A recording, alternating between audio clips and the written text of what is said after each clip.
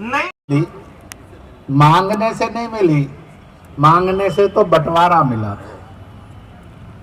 इसलिए पूरे हिंदुस्तान में जिनकी कुर्बानियों से, जिनके संघर्ष से स्वतंत्रता मिली, उनको याद करने का भी ये मौसम और माहौल चला है।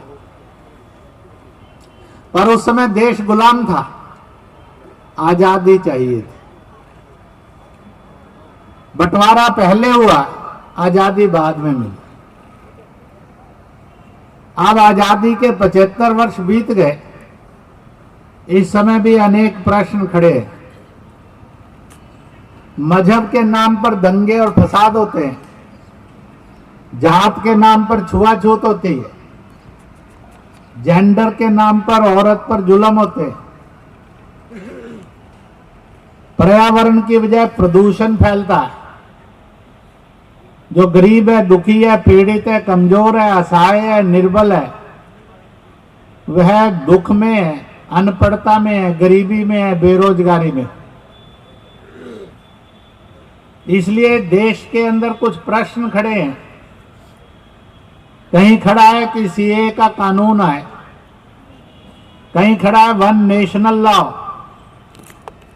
कहीं पर खड़ा है जो खोया गया जन और जमीन है वो फिर से वापिस आए, चाहे लाहौर हो चाहे कैलाश हो। परंतु उसी में एक विकराल समस्या खड़ी है जिससे सारी दुनिया त्रस्त है और ग्रस्त है। मैं और आप भी उसकी मार को सहने के लिए मजबूर है।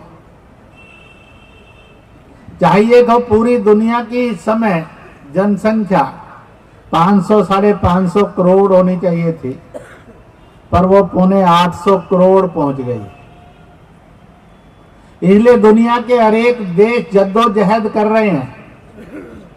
अगर जनसंख्या का नियंत्रण नहीं किया गया तो अपराध बढ़ेगा, चोरी डकैती बढ़ेगी, भुखमरी बढ़ेगी, बेरोजगारी बढ़ेगी, अनपढ़ता बढ़ेगी, अपराध बढ़ेंगे, बीमारियां बढ़ेंगी। अपने प्यारे भारत देश की भी चर्चा है कि रैली इसलिए की गई है कि सारा विश्व अधिक जनसंख्या के कारण त्रस्त है। भारत भी उसमें आता है। भारत के पास वायु, अग्नि, प्रकाश, आकाश, धरती, वनस्पति, जल जितना है उसकी तो वो है पूरे विश्व का, प्रकृति का 3-4% बनता है। जनसंख्या 16% से अधिक विश्व की भारत के पास है। इसलिए ज़रूरी है, अगर अनपढ़ता में से, बेरोजगारी में से, अपराध में से, नशे में से मुक्त करना है भारत को, तो जनसंख्या का नियंत्रण होना ज़रूरी है।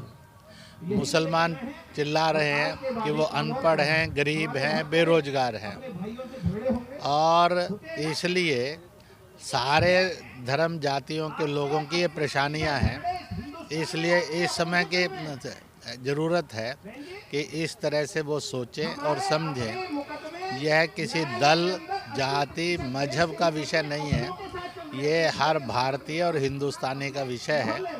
और इस प्रकार से ये है कि इस समस्या को सब समझें और समझकर मिलकर एकजुट होकर इस समस्या से समाधान पाने के लिए इकट्ठे हों।